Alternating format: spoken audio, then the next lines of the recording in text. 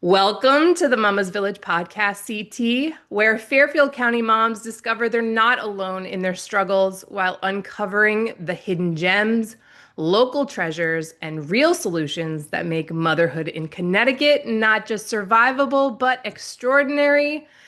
Welcome to this podcast. I am Abby Hartley. I am a mom of three babies. I'm a television producer, and I am very excited because today I don't just have one guest, I have four awesome Fairfield County moms joining me so that we can talk about it's a really awesome topic that I know is on people's minds.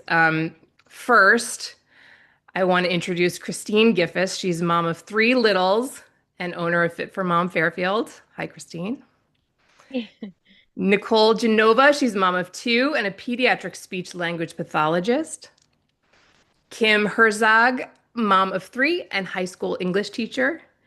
And Jessica, mom of three and a math teacher extraordinaire. What I wanted to talk about today was parenting styles, because in particular, there was over the summer a Wall Street Journal um, article about, and it was called Goodbye, Gentle Parenting. Hello, F Around and Find Out. And it was by Ellen Gammerman.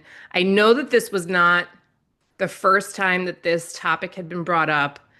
And I heard from Christine that you guys had been talking about all of this. So, Christine, tell me, you run a Fit for Mom franchise, which is like a stroller strides and it's exercise for moms and babies. So, tell me what it is. And you guys meet together, you talk, all that stuff. Yeah. Tell me. So I guess that's how the four of us are all connected is through Fit for Mom. And I feel like each of these ladies has seen me in a different stage of motherhood. So it's kind of interesting to have this conversation with all of you, and I'm so excited.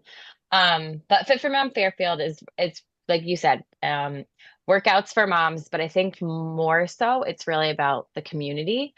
And I have found in the past 5 years that I've been a part of this as a client and then as an instructor and now the owner, that we're so, yes, we're working out, but I think the way that this community has developed is that you're doing motherhood truly side by side. And not only like parenting your kid along with these other moms, but you're like processing the day and the interactions and like I don't know, this happened with my kid. How did you deal with it? Like I don't know. I feel like I've looked to these different moms many, many, many, many times. So it's really nice to sit and have this conversation. But I think what I've been hearing, I guess like in stroller strides classes, I have the moms typically that are newer moms and have their strollers by their side with their kids. And then we have moms only classes, which typically are your working moms, still have young kids, but maybe a little bit older. And so we have different conversations, obviously, but I keep coming back to this thing. And it's also like in our little, texts outside of class and things of just like this extreme amount of pressure to do it correctly. And I mean, it like parent your kid, discipline your kid, talk to your kid, offer your kid things with as many options as, like all those things. Like it's just, there's just so much pressure to get it done correctly.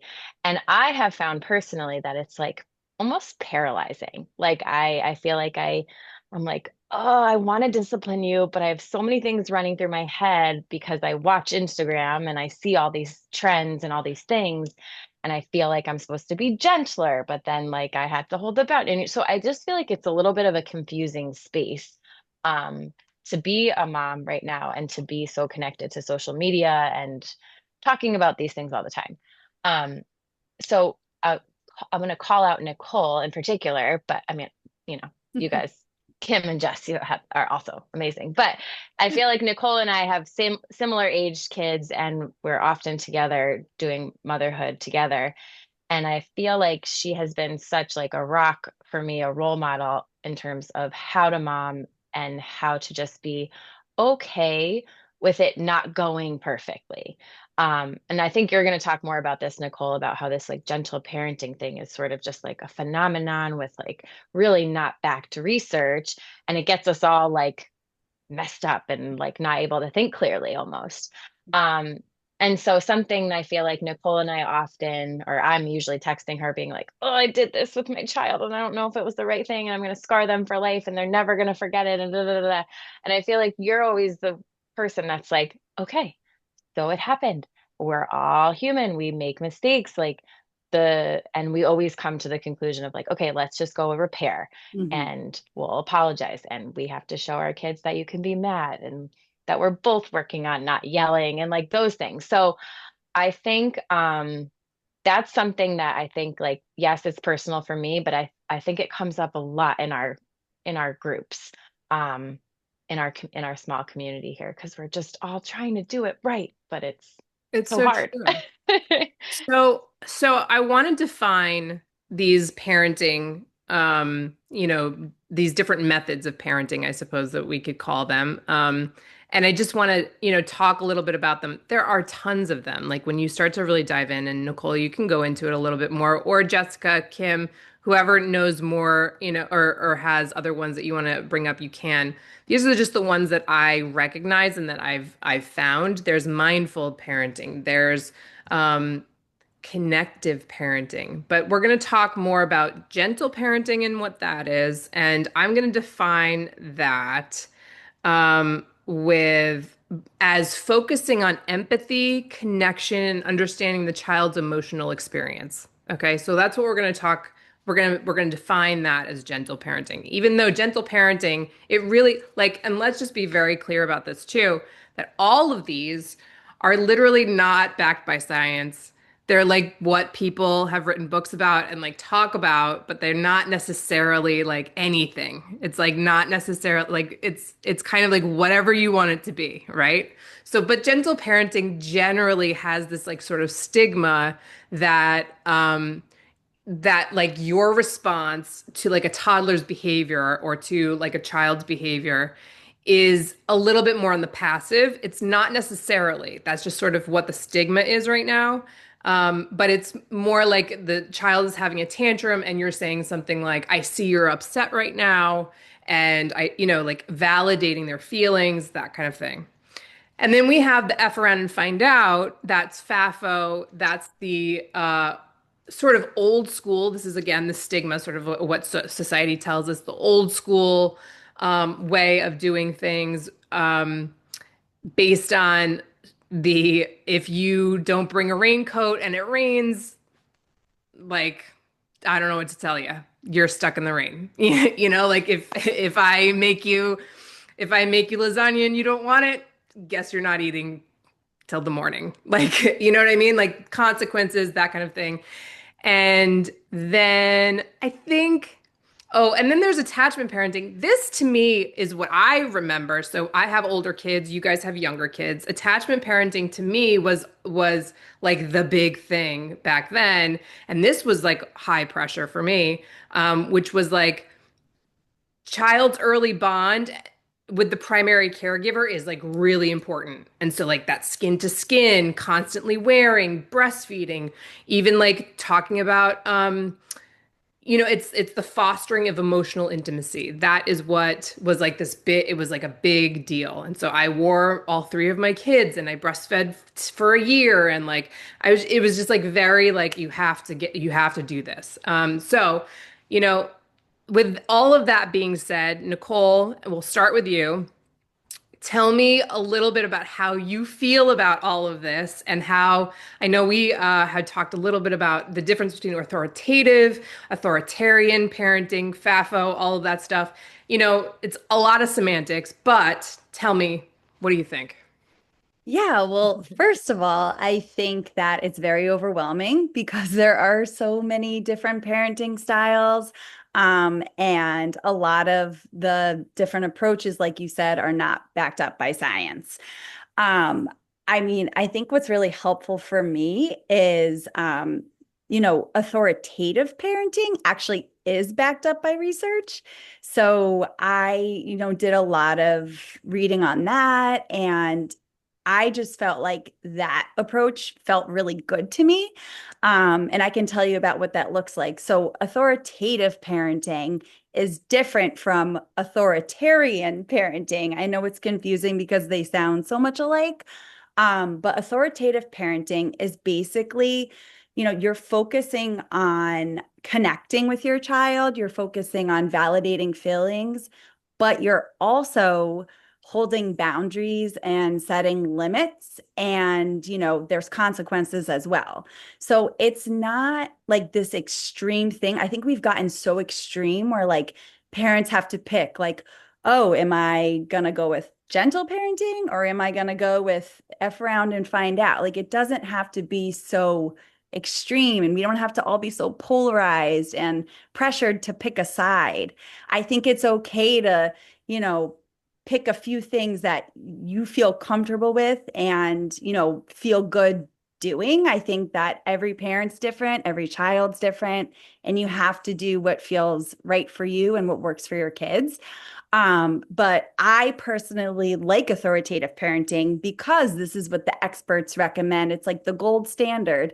And I just feel like it's a more balanced approach and it's very doable. And there is no messing up. Like, you don't have to do it so perfectly. And, if you lash out on your child and you start screaming, you try not to, but if you do, you can always repair. Mhm. And what that means is, you just apologize and you move on and it's okay. You're not going to mess your child up for Mhm. life. So I just She think like, promised me that. yeah. Well, we'll talk And about that. We'll talk about like, the biggest fears. What are the stakes? What are we really yeah, worried about? We'll talk about that in a second. I want to give Kim and Jessica a chance to sort of explain their points of view. You guys are teachers in the school system.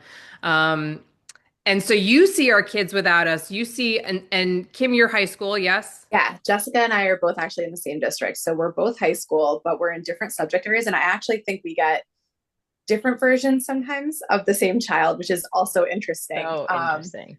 But it's funny because okay, so I have three kids and they are mixed ages. And sort of, Abby, like what you were saying, when I had my first, it was attachment parenting. And I continued that and realized as I had more, I was like, this is a lot. And I need a break sometimes and I need to focus on another child. But what if I don't have that child on me?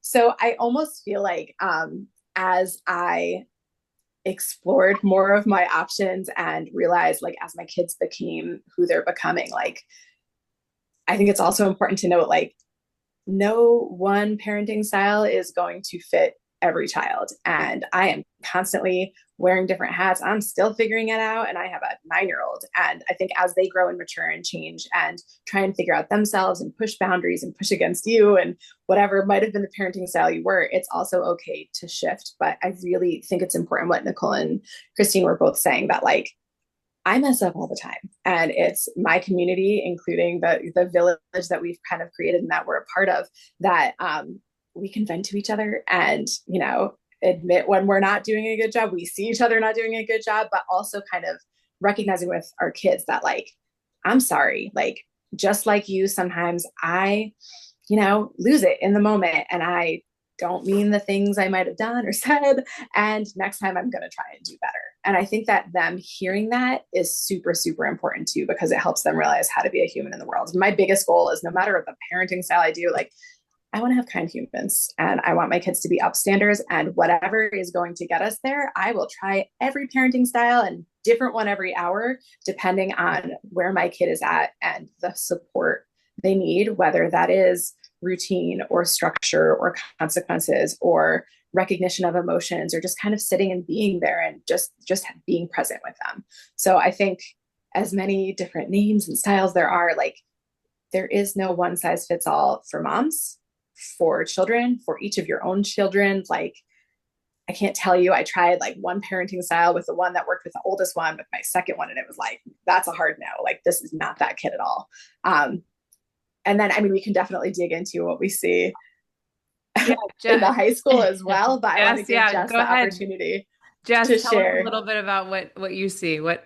Well, first thing I wanted to say was, when Kim is naming all these different ways of approaching all of our different kids, like with my first one, I was like, I'm not gonna bribe him, and then we like would get together for family pictures, and I was like, every M&M for every smile you make, like it was like, and same thing. I'll tell them like, we're gonna go to the grocery store and we're gonna fill up someone's cup today, and we're gonna make as many compliments as we can, and then I'll open up the bag of chips on the way home. Like, like if I want to teach them certain aspects, then sometimes we need a bribe to make it happen. But I think when Christine was talking before, I was picturing my parents like watching my older sister, myself, I have a twin sister, like all of us parent, and we all parent differently. And my parents help out in each of our households, and like the way that my parents have to adjust what they say, how they say it to go to each of us That's and to really help out with the grandkids of each different family.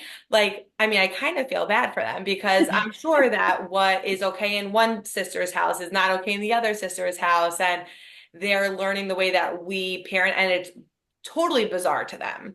And like, I remember the first time my dad put one of my kids in a timeout, and I was like, they're not really learning anything from that. And, we discussed the better things to do.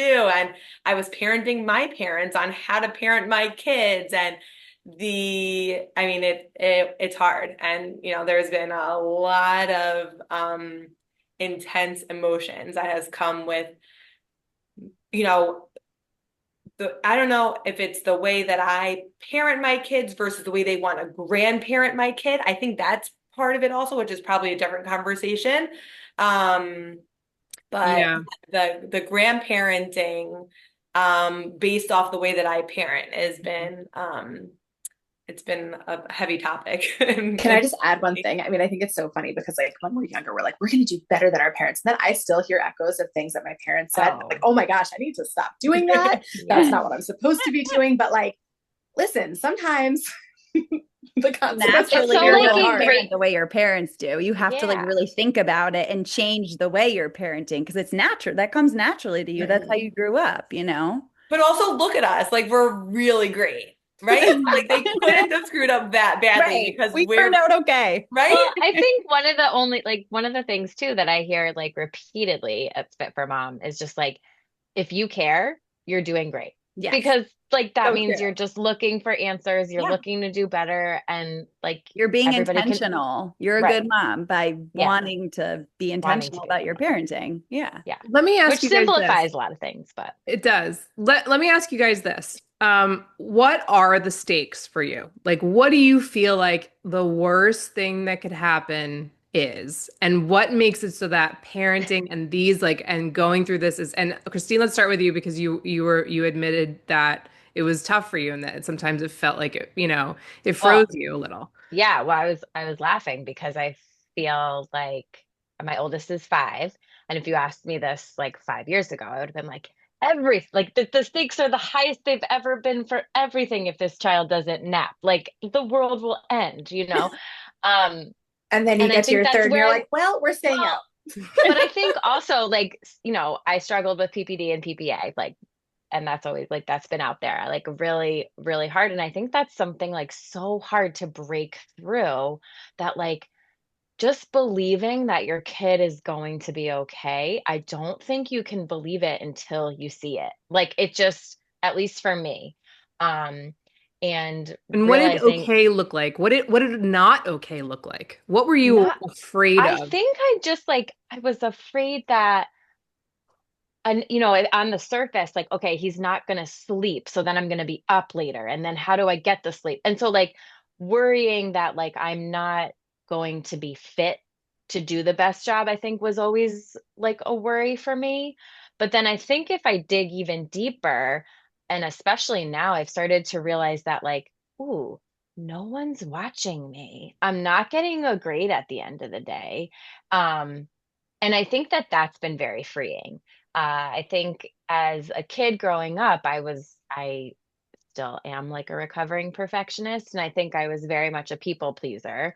Um, and someone that got yelled at, like when we got in trouble and sent to your rooms. Like, I think that's just our generation. And so, um, I don't know. I just think that that was like, that's always hard to like try to live up to something that like your parents were these great parents, or you put them on a pedestal, so you want to be like that. You want your kids to be a certain way. I feel like there's all these things, and um like I was saying before, it's just like you make one mistake, and you think, oh, this is going to scar them for life, and they're going to think about it like, years down the line. And it's, I don't know. I just for some reason, I'm not sure if it's like what we're looking at on Instagram or the conversations that we're having are just more in depth about parenting than, I don't know, maybe we ever realized that they were when we were growing up. But um yeah, I think it's just like disappointing people. I feel like that is just, Mm. especially your kids, your spouse, Mm. other people that are looking to you to do a Does good anybody job. else have a big fear? So I think Jessica and I are going to say the I'm same gonna answer. go. So you go I'm gonna first. go. I want to see if we're the same. I mean, I have the kid in class, and I'm like, I don't want to be raising Yeah. a child that ends up like that. Yeah. Say that again. I don't want to be raising a child that ends up like the kid I have sitting in my classroom. The kid that is a pain in the butt, that he walks into the door and I'm like, oh, he's present today. Needs attention all the time, like can't be independent. Yeah, like there's certain things like I've been teaching for 20 years now, and I've seen lots of kids go through my classroom at the high school level, and we see the effects of it down And the like road the way when that they're like they becoming they independent. socialize, or like I have to be careful what group that kid goes into. Like, you don't want to, So you worry that like your kid's gonna be that kid. right. Yeah. Oof.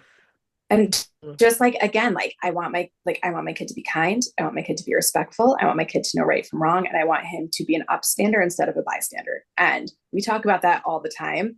And my fear is that he's going to end up on the opposite end of the spectrum. And I don't want him to be like I have all boys. That's why I'm saying him. Like, I don't want him to be a bully and mean. Like, try your hardest, do the best you can in everything you do, and find your joy. But more than anything, I think that's my biggest fear. That's my stakes. Nicole, what about you? I feel like I'm going to be repeating a lot of what Christine already covered. I think she said it perfectly. Like, just the judgment of, other parents, of, grandparents, family members, like, oh, like, why is she letting him talk to you like that, sort of thing? Like, I don't know, just feeling like, could I be doing better all the time? Like, I don't know. It's the judgment. Yeah. Totally. So I have a question actually for you, Abigail. Yeah. So you have older kids, right? Yeah. Like, what's your oldest? He's almost 17. He'll be 17 October 3rd. Do you have the same fears that Christine and Nicole were saying, or are they different for you then? Like, I was what's your just going to say my stakes are much different now. They were, they sort of went from, I'm worried that they're going to die. I was like constantly worried that like There's little also when they were that infants, too. like, are you going to die? Like, don't die. Like that was like my major thing. Then you move into, are they going to be really crappy people? Please don't be a crappy person. And then you move into, are you going to be able to live your life without me? What are you going to be like as an actual adult? And how is this That's going to work? terrifying. Yeah. Oh my gosh. I just had a terrifying. visceral reaction. Are Like, you ready? very visceral reaction. Are you going to be an upstanding adult and be able to live in this life? And that is like, oh God, I hope I'm doing okay. So like the stakes in each scenario feel just as big and feel just as, and I think for me, what I want to do, I think would be really fun is to go through some scenarios perhaps. And each one of you tell me what you would do in these scenarios, and I'll tell you Oh what my I God. Just ask Nicole. No, oh my gosh, no. Christine, I go to you for a lot. Come on, let's be real here. But like, so you guys have the smaller kids, so we'll do like your age group because it's not going to work so well with my age group. But I'd love to know what each one of you does in this scenario. Your child, you have to get to the doctor's appointment, okay? And you have exactly 20 minutes to get to the doctor's appointment. And if You don't get to the doctor's appointment in 20 minutes. They're going to call you and tell you that you are late and you might get charged for it, or it matters, okay? Now, your kid does not want to get into, not only do they not have their shoes on, but they don't want to get into the car seat. They don't want to get in the car. Like, it is not happening. So, what do we do? I'm going to tell you what I did, okay? So that you guys can prepare So you can your relieve our guilt. Yes, because I was not a gentle parent in that way. I was a very like pick them up and put them in the car seat. There is no talking. We're going. This is happening. I don't care if you have your shoes on. I don't care even what you're wearing. You may not even have a shirt on. We'll figure it out. We got to go. That was me.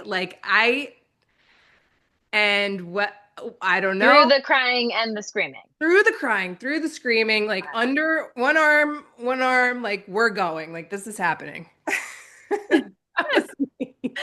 I feel I like love this is such a realistic, like it happens every Yeah. other day. Like this Yeah. is We've had something that practice. is, yeah, frequent. But do you want me to go? Yeah. Yeah, you Okay. go.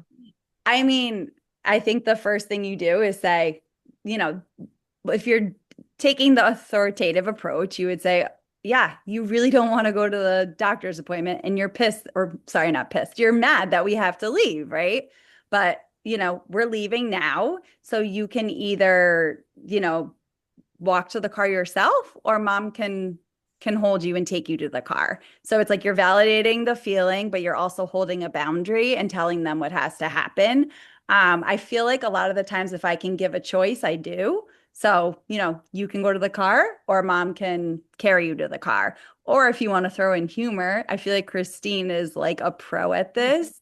She does this all the time where she'll like say something goofy to get, the kid to comply. So like she'll be like, oh, should we hop like bunnies to the car or should we be race cars? Like she's just so good at redirecting in that way.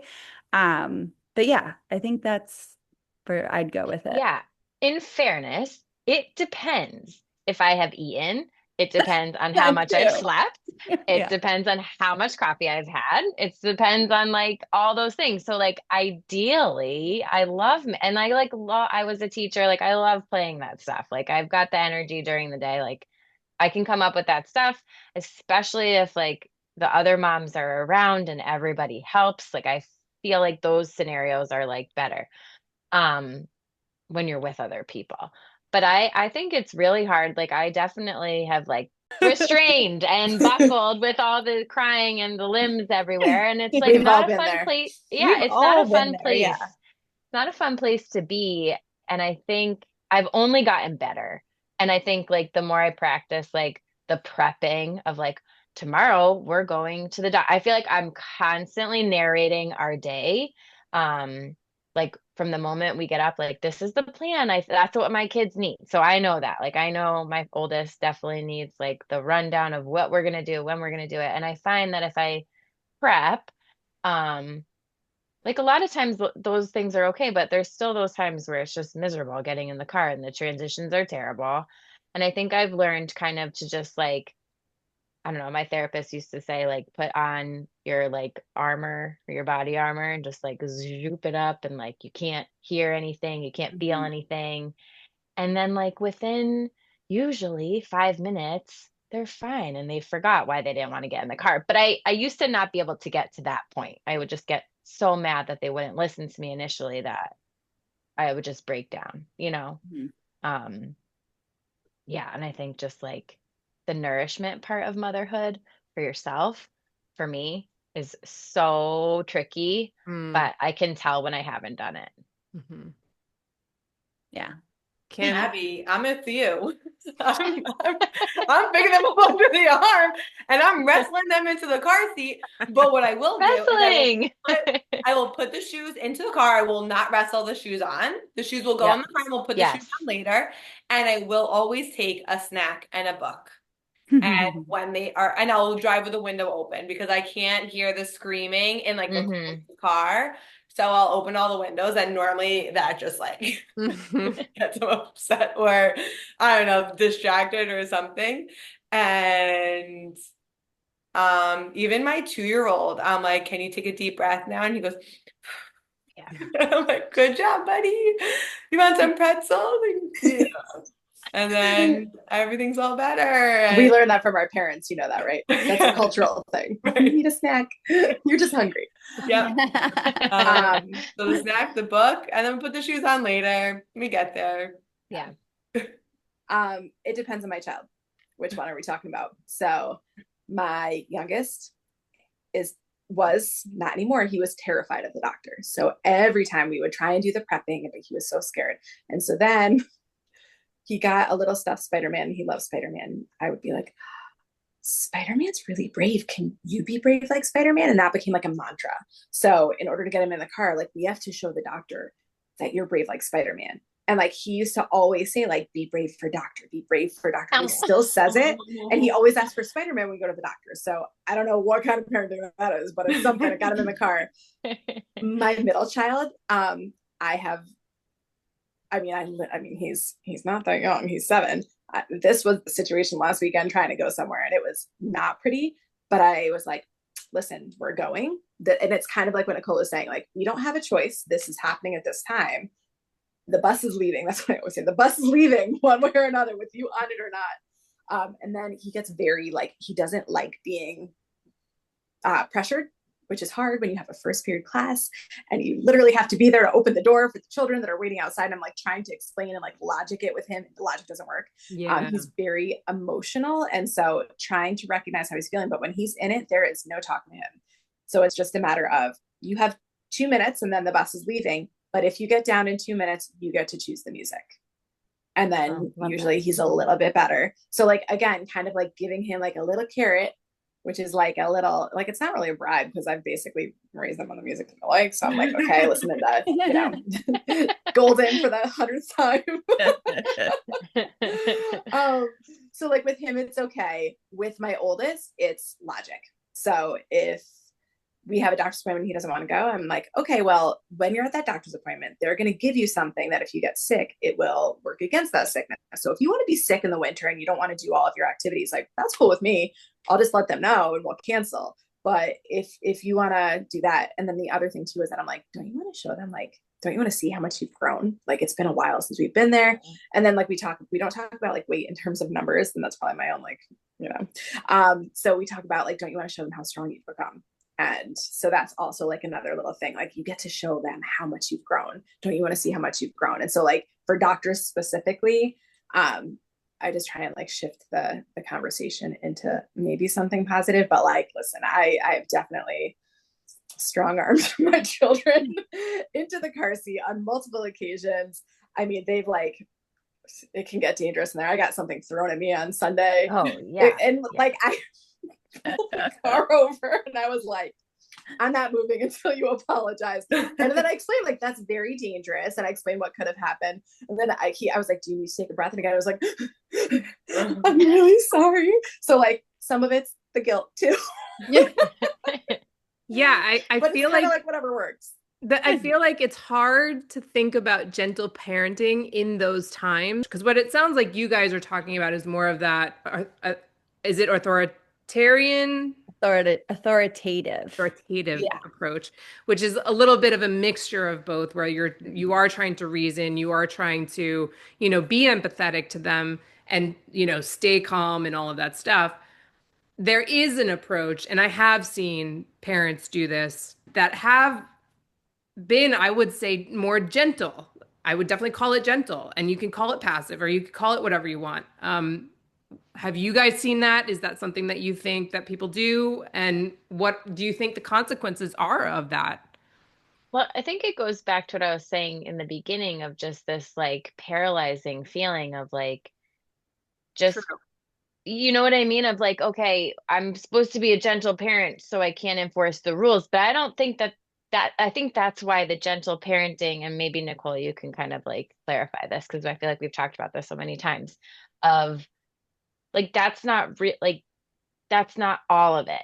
Like, if you're just going to validate the feelings and say, yeah, so I guess it's really hard to go to the doctor, and not, but we still have to go, I feel like you missed the mark. Well, that's why I think that's like the whole line between gentle parenting and authoritative parenting. Yeah. You know what I mean? Like they're missing those limits and boundaries. Like the gentle parents aren't holding their kids accountable. Like they're not setting expectations or boundaries. And like, I think a lot of the times it's not really healthy. You know, Yeah. I Which think is you're gonna why kind of blow at some point. yeah. And I think that that's like, if, I don't know, if my parents saw me say, um, it's okay to be upset. I understand you don't want to go to bed. I think to them that's so foreign because we were just like, okay, we will go to bed, like right Yeah. away. Like almost out Um, of fear. Like like out we're of scared. right, So we're like going to forget, bed yeah, we're because they going to told bed, us to. Yeah. right. But what I think people, what I think I try to do is like, yes, it's hard. You don't want to go to bed, but we're going to bed now. Let's hop like a bunny to bed, So I think like if you miss that piece, then I think then it becomes very passive, right? Like then very Yeah. passive parenting. And then the kid's kind of in the driver's seat and the kid doesn't really know what's best for them. Like Daisy at 3 years old does not know Yeah. that she has to go to bed, but I do. Um, I think and I it's think that's confusing. where Kids I'm need missing. that. Yeah, Kids kids need need that. someone to make rules and hold boundaries for them, and they Yeah. have to know what to expect, right? Like, So I But have it's a hard when friend. I feel like because I told her that she has to go to bed, she's scarred for, you know what I mean? Like I have that in my head from somewhere. Like I don't know where that's, Go I ahead. So have a friend who, we all want to let our kids be independent and see what they're capable of doing. And we, for the most part, have an idea of what they are capable of doing, what they're not. And I don't know, the kids were having like hard-boiled eggs for breakfast, and the 3-year-old likes to crack his own egg. And so she's like, yeah, he likes to crack his own egg. And then he's throwing the shells on the floor. And I'm like, but the shells are on the floor. And she's like, yeah, he likes to throw them on the floor. And I'm like, okay, would you like a bowl? So you teach him like, here, the shells go in the bowl. And she's like, he likes to throw them on the floor. I'm just gonna let him throw them on the floor. And I was like, okay. That's like, I have a friend who, I mean, dear friend, but like they've never said no to their children. And like, listen, to each their own. I really like, you got to do what works for you, but like, that is not gonna fly for me. Like yeah. that's too gentle for me.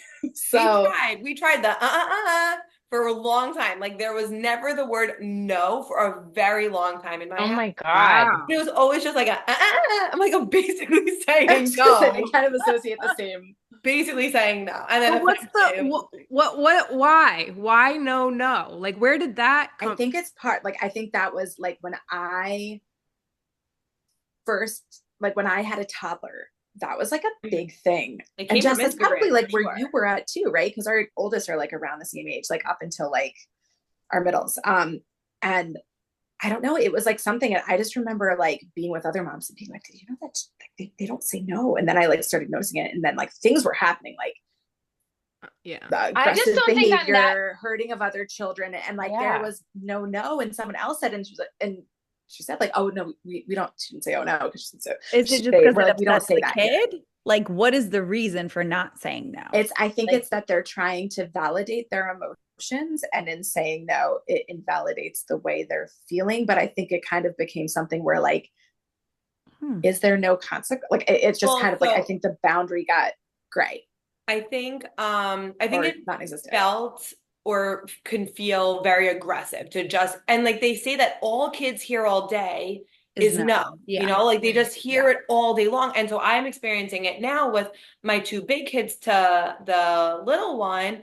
They're like, no, don't do that. I'm like, tell him what he should do. Yeah. Instead of saying, no, don't take my leg. Goes, here, go play with the ball, and like give him a suggestion. So it does make sense to me in some aspect, but like there's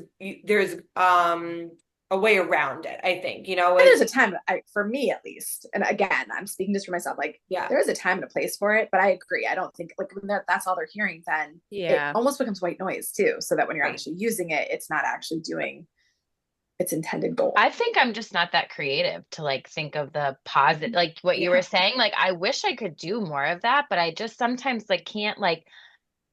I don't see you know. do that all the time, Christine. Stop. I see you do that all the time. Well, How even could I we wish I enforce would do know it you're more, doing I it. guess. even things like stop kicking under the table, like stop, Yeah. stop kicking, and keep your legs still. Like, Yeah. Which See is how always like, long you please can don't keep do your that. legs That's hurt. still. Like we try and do eye statements. Please don't do that. Yes. That's hurting me. I'm trying Yes. to eat my food, and when you're shaking the table, I can't get my spoonful of My cereal. ears Like, are hurting. yeah, That's what I always say to yeah, them. it's a lot of like, and again, like thank you therapy. It's a lot of eye statements and how I'm feeling. But I'm feeling attacked every day, every day, day. all day long. guys, Abby, what was something else that you were saying? Oh, I'm sorry, you can go. No, I was just going to ask you guys, what is something that you used to be worried about as a first-time mom, but now you don't care about anymore as a more seasoned mom? Like what, like if, for these newer moms, what do you want to tell them?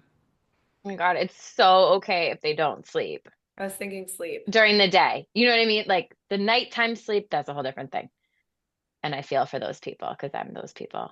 But during the day, like they'll be fine if they don't nap.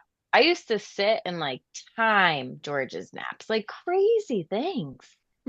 And now I don't even, if you ask me like if how many naps Otis took today, I would be like, I have no idea. Not sure if he slept. Tracking And the they're poop fine. too. Why did we track the poop? I don't know Oh, why. the Why poop. would I care? Why Oh. I care so much about how much he pooped? Like, All the apps.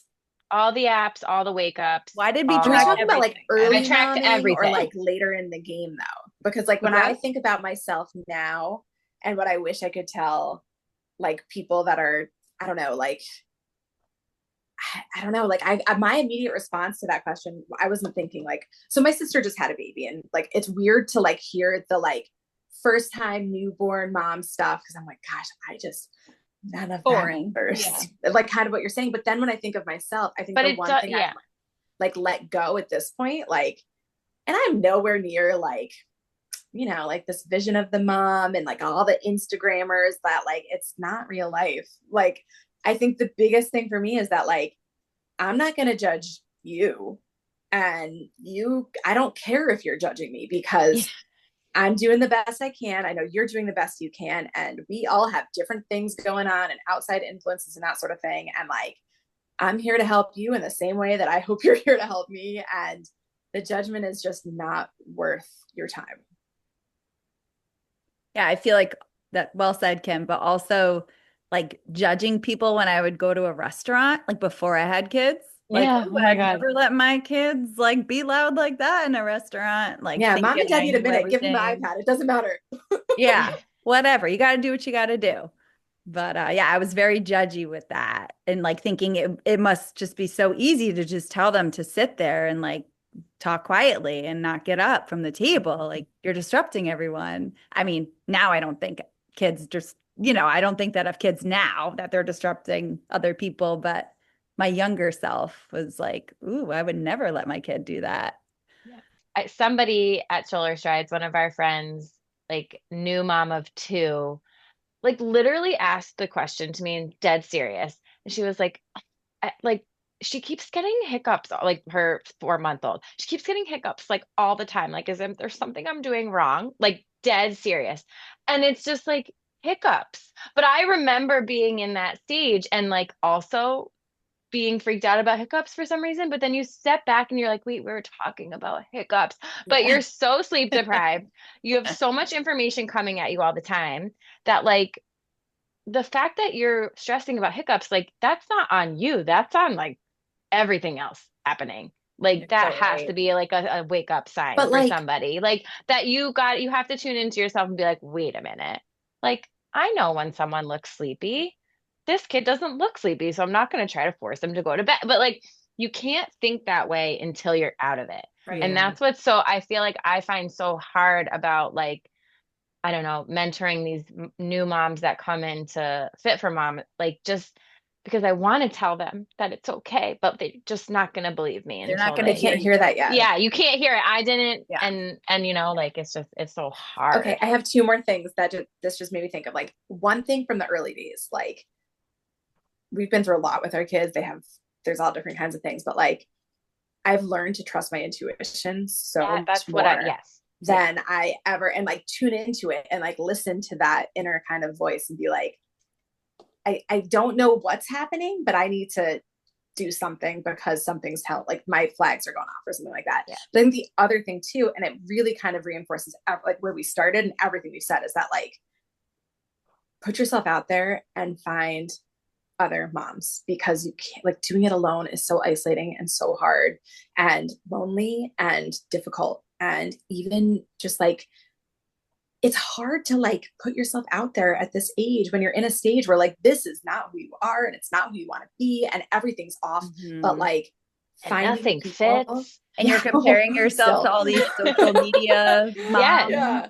But like, as soon as you find even just one person, or like put yourself in a position where you're going to be around, you know, other people that you can commiserate with, like just having that connection and that ability to know that you're not alone changes everything. And like, truly, like, I'm so thankful for putting myself out there and not even like, I thought strollers were, I was like, we're just going to drink coffee and walk around with our strollers. And that was not what that was at all. Like, I was shell shocked. But that being said, like, I don't know. I think that there's so many ways that you can put yourself out there, or ways you can try and do that. And I just think that's so, so crucial, so that you can get parenting advice, hear about how other people do things, and figure it out together, because it is hard. It's impossible to do it by yourself.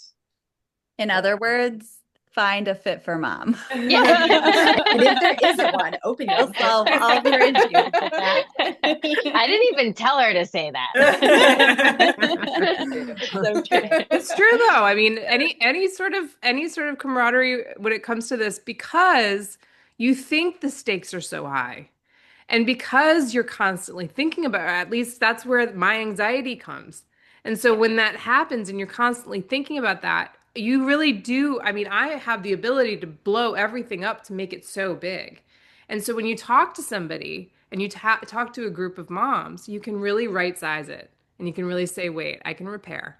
Wait, I might have screwed that up a little bit, but like, it's going to be okay. And like, these are all the reasons why your kid is going to be a decent human being in their adult life. Like, you're going to be okay. You know what I mean? Like, and it really does take somebody else's outside perspective, and especially supportive outside perspective, to do that. I really think. We were talking about there's a time and a place for everything, of like different ways of parenting. And like the way that you parent at a playground versus the way you parent in a restaurant, like Nicole said, or at your own home, or depending on what your circumstances are and how much sleep you got. And then the way I parent when my husband's around, and when, Yes. I am, I come home from my day, and from 4 to 6, now I'm solo parenting. And so he comes home and I kind of like sneak away a little tiny bit, but he's exhausted and he's cooking dinner and he's getting frustrated. And so then I sneak back in and I'm like now calmer. And, so the balance between all of it, it's just like a whole jigsaw of like, who are you with and who's there to help you and who are you going to take over and tap out for them, and where you are, and like just that whole being a different whole parent situational with your spouse present versus when they're gone. I think that there's an added pressure for sure. Talk about that a little. I almost feel that when I'm solo parenting, like when my husband goes away for like a week, I like kind of feel like my kids know it, and they know that they have to be a little bit more independent and a little bit more on their best behavior and a little bit more helpful.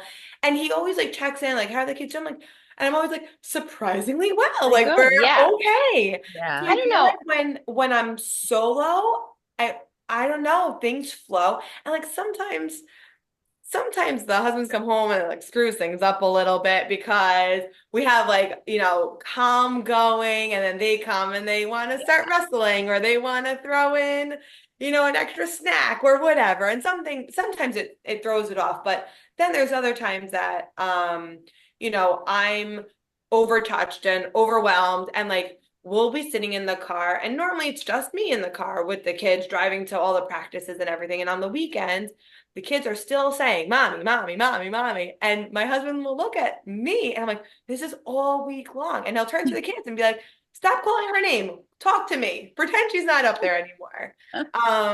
So I feel like we really help each other out. And when I see that he's, not handling a situation well, I'm like, I'll take care of this one. Tug And out.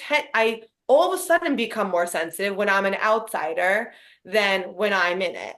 Mhm. And when I'm in it and I'm not handling things calmly, he'll step in and be like, let me take over. Why don't you go do something else?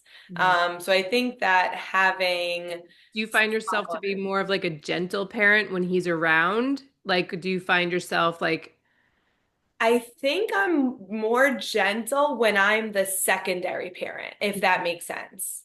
Yeah. Because, Because and he's probably doing the boundaries. right, Like, yeah. It's like good cop, bad cop. literally. And I'm normally always bad cop because I'm The primary only one around more there. You have to get often. things done. I hear you. I Exactly. am that person. Totally. I And echo so this then he completely. comes home and he knows that I need him to take over for that role.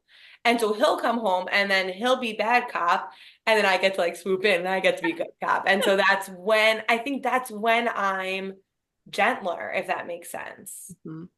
Yeah. I also think like kind of just built piggybacking off of that. So like my husband commutes to the city and he's beyond the city. He's like gone from 6:45 in the morning until it's time for bed, and he gets to read the book and tuck them in, which like, that's like the special time. But meanwhile, I'm like, bad copping all night long and all afternoon to get the homework done and get the bags packed and bring your stuff to the kitchen and empty your folders and whatever else.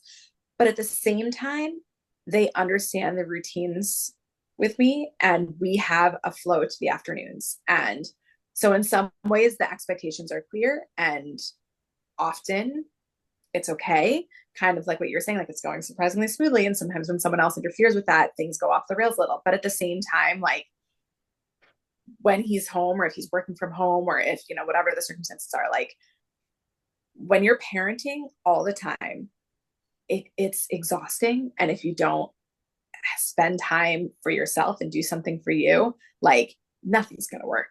So I think that like tagging out, the supporting each other, and even just like knowing when you need a break and saying, everyone, mommy's taking 2 minutes. And I've done that before. And sometimes like it's just a matter of like, I need to be by myself in a room or go to the bathroom by myself or just like disconnect for 1 minute and then I can get back to it or something like that. But yeah, I think that's super important too.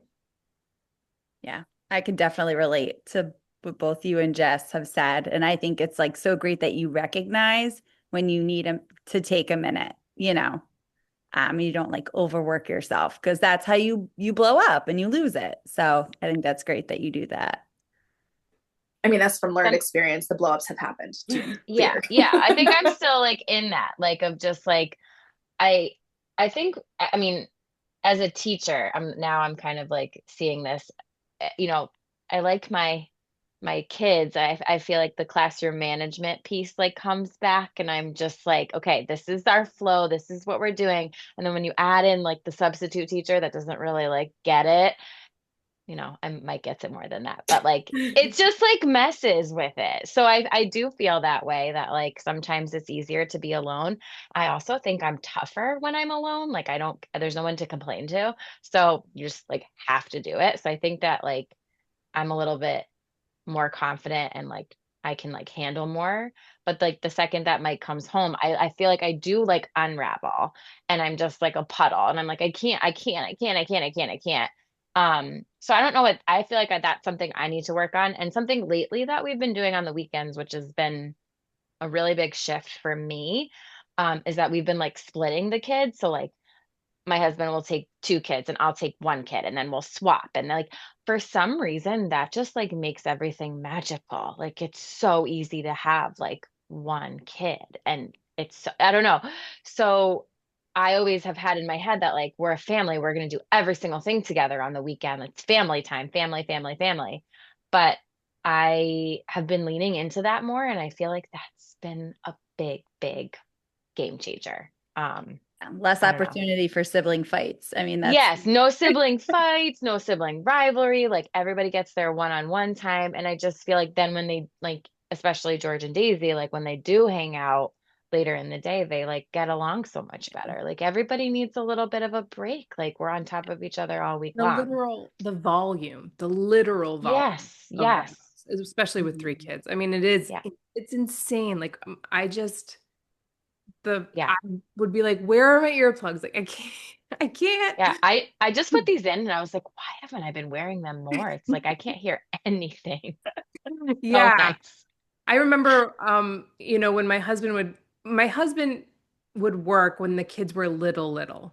And I remember that feeling of like when he would come home and it would feel like I needed him to like take over, but also not take over. It was Yeah, Yeah. like, that's don't exactly mess it. this up, but also can you just like do everything, but also don't do anything? Do it like I did it. Yeah. Yeah, cut the chicken this way. I don't want to cut it, but I want you to cut it the way I would cut it. Right. And it's really hard. And it would be sort of like, Yeah. all right, I mean, I'm just gonna do it the way that I do it. And then if you're gonna get Because mad. sometimes telling it, like making your sub plans is way harder than just doing it and showing up. Like, I like him never absent, but that's not okay. right, but that's That's not also okay. that is also not like sustainable. And sometimes we all need a break from each other. Yeah, So, gotta let it go. Gotta let it go. I want to go around and I want to ask you guys, I want to turn it into a positive thing. What is the most beautiful aspect of being a mom that you can think of? Oh gosh. I love Wow. My daughter's birthday is today. Oh, She turned 3, and we had like the most beautiful weekend together. And today was like a little bit teary going to school. And then we finished off the day like just so great. And one thing that we did this weekend was I took her to her first ballet class, and I did ballet my whole life. And I think just sitting in there, knowing she was in that studio doing something that she loved, that I loved so much, and just like listening to the sounds of the studio and sitting there for 45 minutes was just like the most rewarding. Like I was like, oh, I made it. Like I don't even know where I made it to, but it was just such like a reminder that like I get to pass things on that I love to them. And even if she doesn't continue to love it, like I've just like experienced this with her and seen so much joy with her with and moving her body and dancing. And I think she sees me do that every day. So that feels really nice. good one. Beautiful. A glimmer. I don't know Yeah. how to follow up on that Sorry, one. sorry. I had to just, it's her birthday. I'm emotional. I don't know. I was just gonna say, just like seeing them truly happy and like the joy that they feel, and when you're a kid, it just beams from your body. And Yeah. I even just like simple things of like, running on the beach or, playing catch and they actually catch the ball for the Yeah. first time. Like silly little things that it makes their week. And to just be able to, like Christine said, to watch it, to experience it, and to just see how the little things, mean so much to them. It makes the little things mean a lot to me, I guess. Sweet. Anybody else? I think I was just gonna add like, just knowing that they love you the most, like even when you're at your worst, like they still go to you for everything. Like you can completely lose it on them, like we were just talking about, and then like 5 minutes later, they'll come and just want to play with you, like it's just the love that they have. It's just so sweet. Like, I don't know, the unconditional love that they have for you and the love that you have for them. Mhm. I mean, that should be the last answer. But with that being said, I think as my kids are figuring out their thing and watching that joy radiate from them and knowing that you're watching them, like Yeah. my middle child, like we've been like, I don't know if he's going to be an athlete. He likes sports, but like, I don't know if that's his thing, but like he tried singing this summer, and I have never seen him prouder. But more than anything, he wanted to make sure that we were like front row and seeing him, and he kept waving at us the whole, like, it's just having that ability to kind of take a step back and seeing them succeed beyond us, but still wanting us to be a part of it, and having that kind of pride for them, and just their like pride in their joy, in their wins, in their successes, the small things and the big things. Like, it's so exciting to watch them become humans, beyond us. And it makes me at least feel like whatever I'm doing something right if it's leading to this. So I hold on to those moments a lot. Yeah. Uh, I'm gonna hop onto what Nicole said and say, my kids taught me what love was. You think it's your husband or you think it's your partner, but once you have those kids, that's when you're like, oh, this is unconditional love. This is beauty. This is what it's really about. And you get this like glimmer, and I mean, it's worth every waking minute. It's worth it. All right, guys, this was a really fun and awesome yeah, conversation. this We is should so do it fun. again. So Um, fun. Yeah. I'm gonna leave it with this quote that I heard from, I'm not sure where, but if it's yours, then I'm sorry, I'm quoting you. But it's, there's no way to be a perfect mom, but there's a million ways to be a really good mom.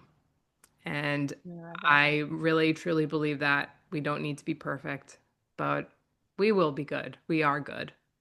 Yeah. For And even if not, there's time to repair it. that's right. Yes, there's always Just repair, say guys. sorry. Say sorry and move on, and don't sit in Yeah. that guilt. Like, Yes. it's gonna be okay. That's right. Thank you guys so much for doing this. Thanks for having us. Thanks, Thank you, Abby. Abby. This was Do it so again. fun. All right. Thanks, guys.